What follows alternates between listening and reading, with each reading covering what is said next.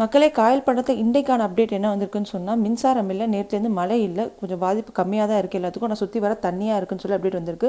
அஸ்ஸலாமு அலைக்கும். ஊருடைய நிலவரப்படி நேற்று நைட்லேருந்தே எந்த விதமான மழையுமே இல்லை. அல்ஹம்துலில்லாஹ் பரவாயில்லாமல் இருக்குது. கொஞ்சம் மேகம் மட்டும் இன்னும் இருட்டாகவே இருக்குது. பார்த்தோன்னா இன்னைக்கு காலையில் வரைக்கும் நிறைய இடத்துல ஃபுட் டிஸ்ட்ரிபியூட் பண்ணிருக்காங்க. 2 நாளாக கரண்ட் இல்லாதனால எங்கேயுமே பவர் சப்ளையும் இல்லை. அது இல்லாமல் நெட்வொர்க் கனெக்ஷனுமே எந்த சிக்னலுமே கிடைக்க மாட்டேங்குது.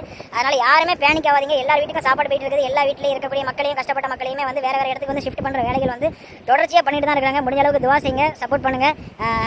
இன்னைக்கு அதெல்லாம் சரியாகும்னு நினைக்கிறேன். கனெக்ஷன்லாம் கிடைக்க ஆரம்பிச்சுன்னு நினைக்கிறேன். ஊரில் மங்களாவடி சைடு நெட்வொர்க் கிடைக்குது. அங்கே நான் வீடியோ எடுத்துகிட்டு இருக்கேன். அஸ்ஸலாமு அலைக்கும். வர அப்டேட்டுகளையும் பதிவுகளையும் அதிகமாக முடிஞ்ச அளவுக்கு ஷேர் பண்ணுங்கள். அப்போ தான் வெளிநாட்டிலையும் வெளியூர்கள்லையும் வாழ்கிற வசிக்கிற மக்களுக்கு உள்ளூரில் என்ன நடமைன்னு தெரியாமல், குடும்பங்கள் எப்படி இருக்குன்னு தெரியாமல் பயந்துட்டு இருக்காங்க. ஸோ யாரும் பயப்பட வேணாம். நிலைமை இப்போ சீர்படுத்திட்டு தான் இருக்கிறாங்க. இப்போ ஒரு 10 நிமிஷம் முன்னாடி வாட்ஸ்அப்பில் கிடைச்ச தகவலை உங்களோட நான் ஷேர் பண்ணியிருக்கேன். பீச்சில் சிக்னல் கிடைக்குதுன்னு சொல்லியிருக்காங்க, காயல்பட்டினம் பீச்சில். ஸோ அதன் மூலமாக நமக்கு அப்டேட் பண்ணிட்டு இருக்காங்க. ஸோ யாரும் எதுக்கும் பயப்பட வேணாம். சீக்கிரமாக எல்லாம் சரியாக ப்ரே பண்ணுங்கள்.